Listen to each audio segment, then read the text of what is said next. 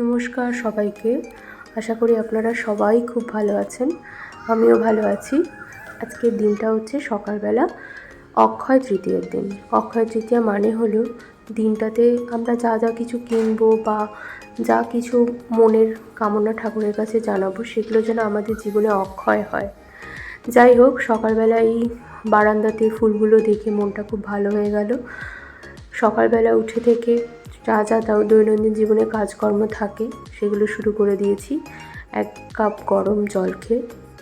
এবার দেখুন না, 2টো ঘরের বিছানা পরিষ্কার করার পরে প্রচণ্ড তাড়াহুড়োর মধ্যে থাকি। আমার মেয়েরও চলে এসেছে। সে যে চা করে আমাদের ডাকছে, সেই চাটাও আমরা খুব তাড়াহুড়ো করে খেয়ে নিই। সকালবেলা ছুটির দিন ছাড়া চা খাওয়ার যে একটা আনন্দ, বসে বসে গল্প করব, একটু বসে থাকবো, সেই উপায় নেই, জানেন তো। আমার সাথে আপনারা এটা সবাই খুব ভালো করে রিলেট করবেন, তারা যাদের বাড়িতে ছোট বাচ্চা আছে এবং এই গরমে তাদেরকে দিতে যাওয়া এবং আনতে যাওয়ার একটা ব্যাপার থাকে বা করতে হয়। যাই হোক, বাচ্চাদেরও ভীষণ কষ্ট, কিন্তু কিছু করার নেই। গরমের ছুটি পড়া না পড়া অবধি এরকমই চলবে। এই যে আমার ছেলে চলে এসেছে স্কুল থেকে। ও এসে কিছুক্ষণ খেলাধুলো করার পর ও চান করে ওর মেন এবং প্রধান কাজ হচ্ছে, যেটা করতে খুব ভালোবাসে, সেটা হলো এই গাছ থেকে ফুল তুলে ঠাকুরের কাছে একটু পুজো করা। আর আমারও এই বিষয়টা ভীষণ ভালো লাগে, সেই জন্য আমি ওকে প্রথম দিন থেকেই ভীষণ এন্থু দিয়েছি। ওদের জানেন তো, স্কুলে একটা মন্ত্র শেখানো হয়েছে, যে মন্ত্রটাও নিজে থেকেই ঠাকুরের কাছে ফুল দেওয়ার পরে নিজে নিজে বলে।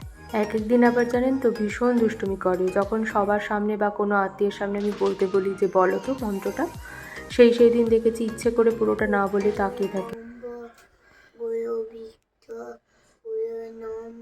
গুরুদেব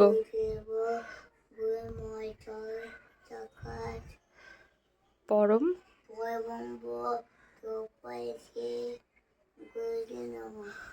আমি যেন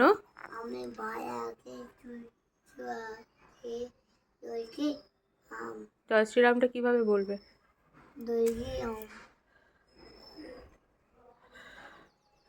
দেখতেই পাচ্ছেন পুজো করা হয়ে গেছে। এবার ওকে একটু খাইয়ে দেবো, তারপর আমার একটু শান্তি, আমি নিজেও একটু খাওয়া দাওয়া করে রেস্ট নিতে পারবো।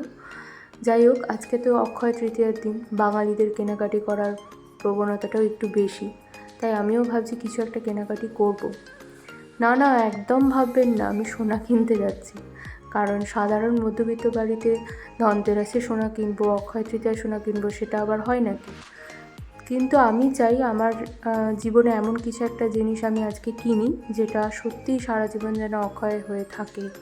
সেটা হলো গাছ। আমি গাছ ভীষণ ভালোবাসি। গাছ কিনতে আমরা নার্সারিতে বেরিয়ে যাব একটু পরেই। তো আমার বহুদিন ধরেই বাড়িতে অপরাজিতা গাছ আর একটা জবা ফুলের গাছের ভীষণ ইচ্ছে ছিল যে আমি কিনি। তো আজকে আমি সেটাই করতে যাচ্ছি, তার জন্য আমি খুব খুশি। আর কি বলুন তো, এখনকার দিনে সোনার যা দাম পড়েছে, সাধারণ মানুষের পক্ষে শুধু বিশেষ দিন কেন, নিজেদের বাড়িতে যদি কোনো খুব কাছের কারোর বিয়ে বা অন্য কোনো অনুষ্ঠানও লেগে থাকে, তাতে কিন্তু গয়না দেওয়ার প্রবণতাটা এবার সত্যি বন্ধ করা উচিত আমার মনে হয়। কারণ গয়না ছাড়া বিয়ে হবে না, এই ব্যাপারটা মানে সোনার গয়না ছাড়া বিয়ে হবে না, এই বিষয়টা কিন্তু এবার সত্যিই ভাবতে হবে, কারণ যে হারে সোনার দাম বাড়ছে। আপনাদের সাথে কথা বলতে বলতে বাড়ি এসে গেছি। সত্যি করেই গাছের প্রয়োজনীয়তাটা দিন দিন আরও অনেক বেশি বাড়ছে, কারণ গাছ যদি না থাকে আমাদের আগামী প্রজন্ম একেবারেই সুরক্ষিত নয়। আমরা সন্ধেবেলা ছোট করে কিছু খাবার দাবার অর্ডার দিয়েছিলাম, যেগুলো খেয়ে আমাদের খুব ভালো লেগেছে, বিশেষ করে এই যে আইসক্রিমটা। তারপর আর কি, তারপর সোজা খাওয়া দাওয়া করে ঘুম। এভাবে আমাদের অক্ষয় তৃতীয়ার দিনটা কেটেছিল। আপনারা সবাই খুব ভালো থাকবেন, লাইক কমেন্ট অ্যান্ড শেয়ার করবেন। টাটা।